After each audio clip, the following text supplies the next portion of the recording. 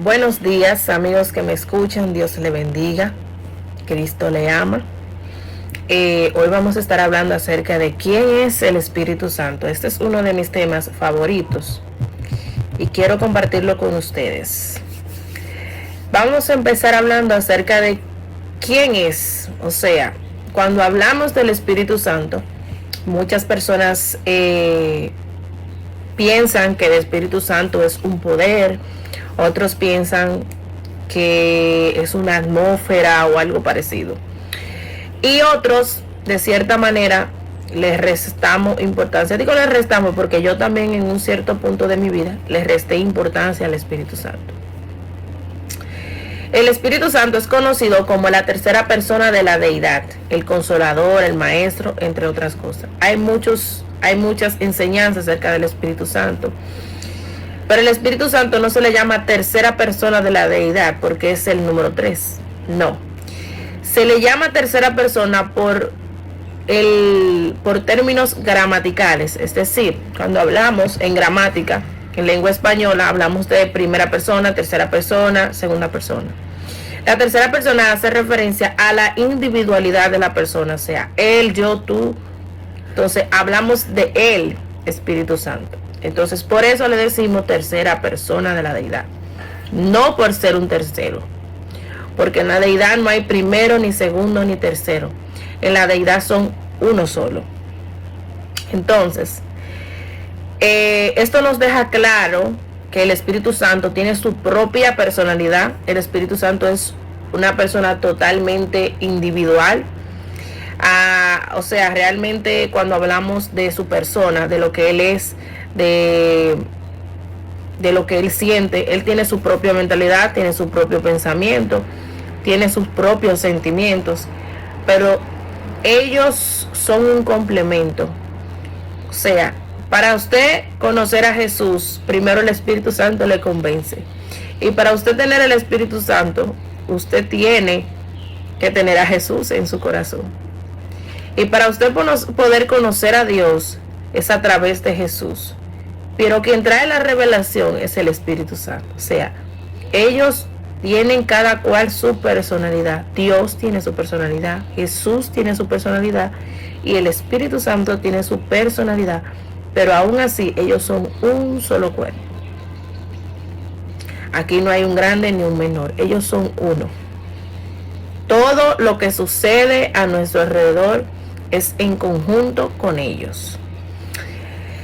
El Espíritu Santo ya existía desde antes de la fundación del mundo. Lo vemos en Génesis 1:2 que dice: y el Espíritu de Dios se movía sobre la faz de las aguas. O sea, el Espíritu Santo ya existía cuando se estaba creando el mundo. Ya él era parte de la deidad. Ya él había sido una criatura de Dios creada también, porque él es Dios. Es como a nosotros, como que Dios nos dio a nosotros una parte de él, y es el Espíritu Santo, para que nosotros lo tengamos con nosotros hoy en día, porque él fue verdaderamente manifestado en los tiempos de Cristo. Miren, les voy a explicar algo antes de.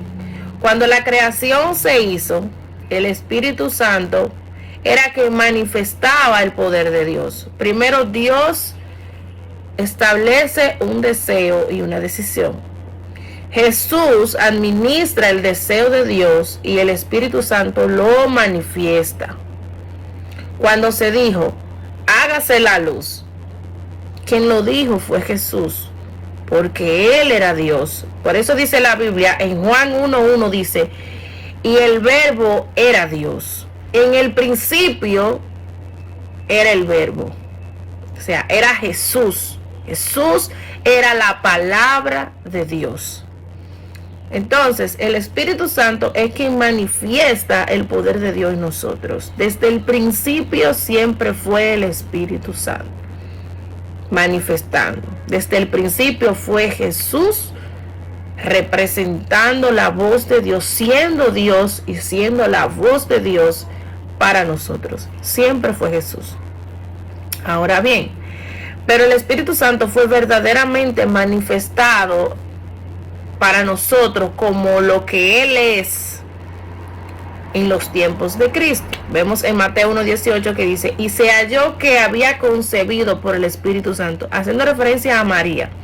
María concibió por el Espíritu Santo. Antes se le conocía como Espíritu de Dios, pero es lo mismo, siempre fue el Espíritu Santo. Cuando se hablaba de Espíritu de Dios en el Antiguo Testamento, se estaba refiriendo al mismo Espíritu Santo, pero no se había manifestado su realidad de quien Él era en esos tiempos. Se manifestó después, cuando ya empezó la etapa en la que Jesús venía al mundo. Entonces, ¿qué podemos decir? Que el Espíritu Santo es el padre biológico de Jesús. ¿Por qué? Dice la Biblia que María concibió por el Espíritu Santo o el Espíritu de Dios, que es lo mismo. Pero la verdadera manifestación del Espíritu Santo fue anunciada por Jesús, el pueblo de Dios que caminó con Jesús. O sea, cuando se habló específicamente del Espíritu Santo, fue ya Jesús quien le dio entrada y le dio a conocer que Él venía, que iban a estar con Él, que Él iba a estar con ellos. Asimismo como fue anunciada la entrada de Jesús al mundo, la venida de Jesús al mundo a morir por nosotros, así también fue anunciada la venida del Espíritu Santo. Jesús hizo presencia humana entre nosotros y la misma fue profetizada por los profetas antiguos. También la venida del Espíritu Santo fue dicha y anunciada por Jesús.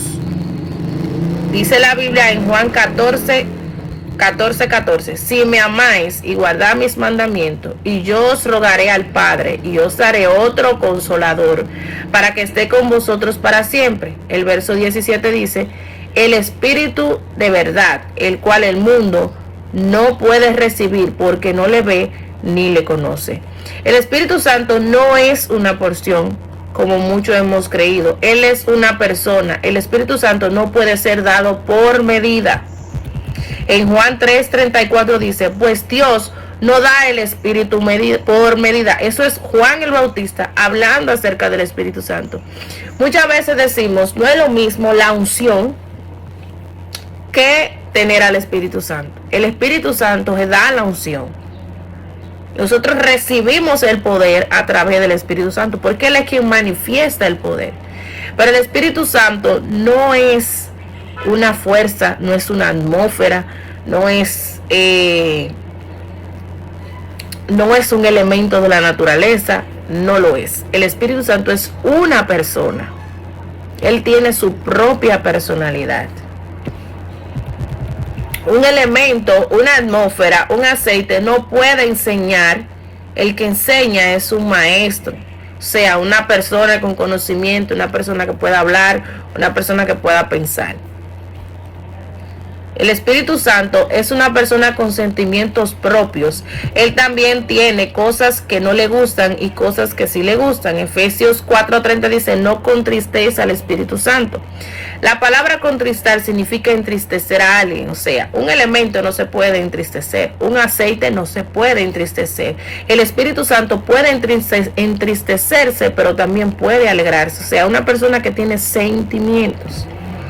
El Espíritu Santo es el mejor aliado para tomar decisiones. Incluso puedes dejarlo ser parte de tus negocios, tus estudios, tu diario vivir.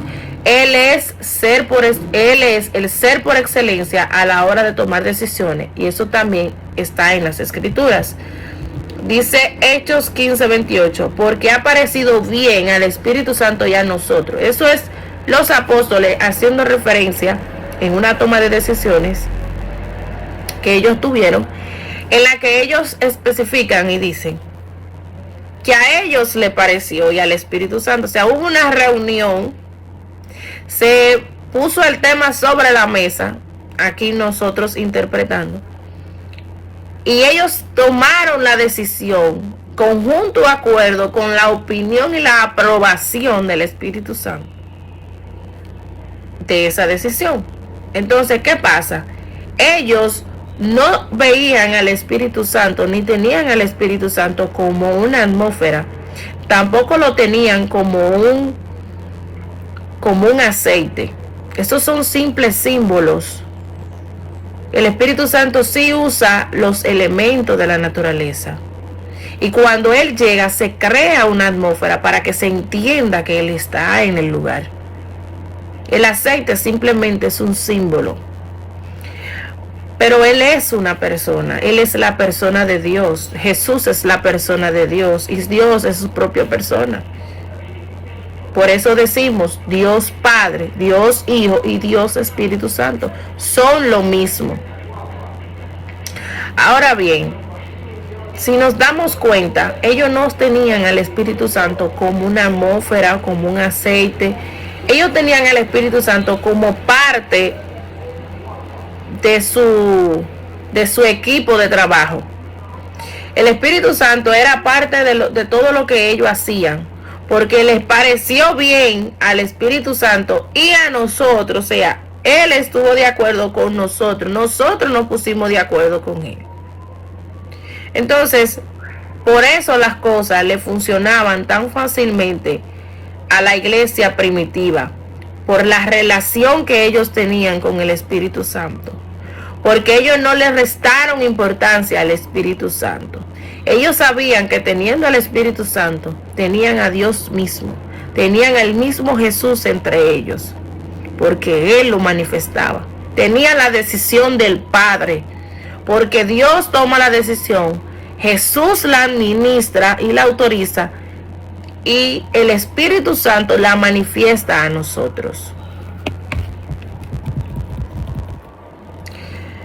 Ahora viene una pregunta. ¿Cómo es el Espíritu Santo? Es decir, ¿cómo es la apariencia física del Espíritu Santo? Esto también está en las Escrituras. En Ezequiel 1:4 dice: y miré, y he aquí, venía del norte un viento tempestuoso y una nube con un fuego envolvente, y alrededor de él un resplandor, y en medio del fuego algo que parecía como bronce refulgente.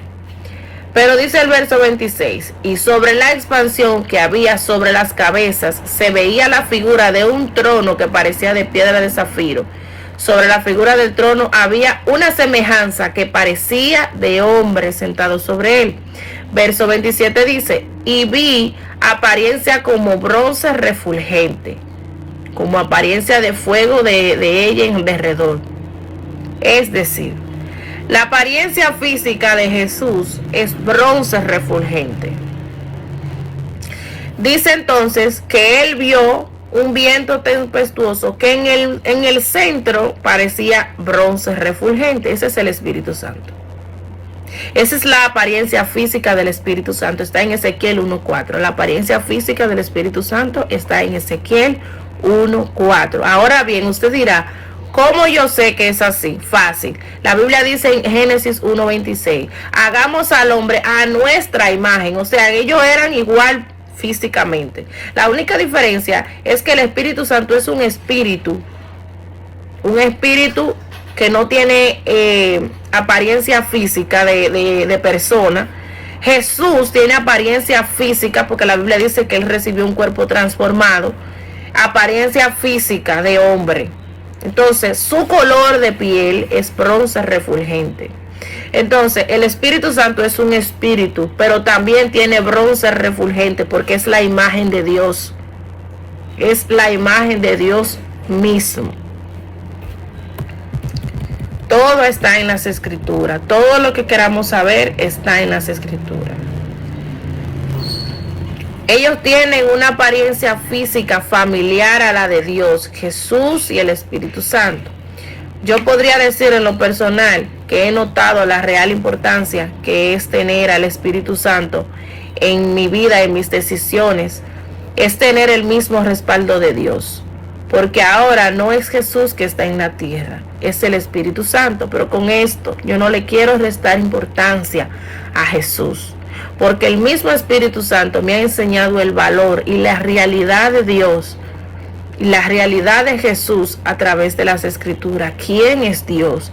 ¿Y quién realmente es Jesús? ¿Y qué valor le podemos dar a la deidad realmente? Porque aunque muchas veces estamos en el Evangelio, nosotros no le damos la importancia, no entendemos la grandeza de Dios. No entendemos la grandeza de Jesús. Jesús es tan grande, mire, su realidad es tan grande que la Biblia dice que nosotros, creo que dice como que estamos en el hueco de sus manos. Imagínese usted, ¿qué es lo único que puede caber en el hueco de su mano? Una hormiga, un animalito que sea extremadamente pequeño, puede estar completamente seguro en el hueco de su mano. Entonces imagínense que ese animalito somos nosotros y esa mano tan poderosa es la de Dios. Entonces esa es la grandeza de Dios y es muy infinita. Es infinita. Nunca llegaremos a terminar de conocer lo que es realmente la realidad de Dios, porque todos los días aprenderemos algo nuevo, porque su realidad es eterna. No podemos solo valorar una sola persona de la deidad. Para tener una, debes tener las tres. Es decir, no podemos valorar solamente a Jesús y restarle importancia a Dios y al Espíritu Santo. No podemos valorar a Dios y restarle importancia a Jesús y al Espíritu Santo. No podemos valorar a Dios y a Jesús y restarle importancia al Espíritu Santo. No se puede. Las tres deben tener su valor, su lugar y lo que son. Y conocer. Nosotros no podemos valorar lo que no conocemos. No podemos entender la realidad de una cosa si no la conocemos. Un ejemplo práctico de esto es, si usted crea algo, nadie puede darle el valor que tiene ese algo si no lo conoce, si no conoce su valor, si no sabe lo que es por dentro, si no conoce su realidad. No podemos valorar ni siquiera el sacrificio de Jesús si realmente el Espíritu Santo no nos lo muestra tal cual es. Si este convencimiento del Espíritu Santo no está en nosotros. De la única manera que podemos valorar ese sacrificio es si nosotros le conocemos su realidad. Yo te invito a que estudie las Escrituras, que le pida al Espíritu Santo que sea tu maestro, que te muestre las Escrituras, que te muestre la realidad de Jesús, la realidad del Espíritu Santo y la realidad de Dios mismo, para que pueda darle valor. Dice la Biblia que el principio de la sabiduría es el temor a Jehová, pero ese temor solamente puede conocerse si nosotros sabemos cuál es la realidad de Dios. ¿Quién es Dios ante nosotros? ¿Quién es Dios ante nosotros? ¿Quién es el Espíritu Santo? ¿Y por qué está aquí? ¿Cuál es su misión? ¿Cuál es la misión de Jesús? ¿Cuál fue el amor de Dios que motivó a Dios a hacer todo esto? Son preguntas importantes que solamente el Espíritu Santo te puede contestar a través de las Escrituras. Que Dios te bendiga y espero que esta enseñanza haya sido de vital importancia para ti y te motive a estudiar las Escrituras a fondo, no leer la faz de las Escrituras, o sea, leerla por encima, no, sino leer a profundidad. ¿Por qué? Porque en la Biblia todo lo que se dijo, la cosa más pequeña que se dijo en la Biblia, tiene un significado muy grande para Dios. Que Dios te bendiga.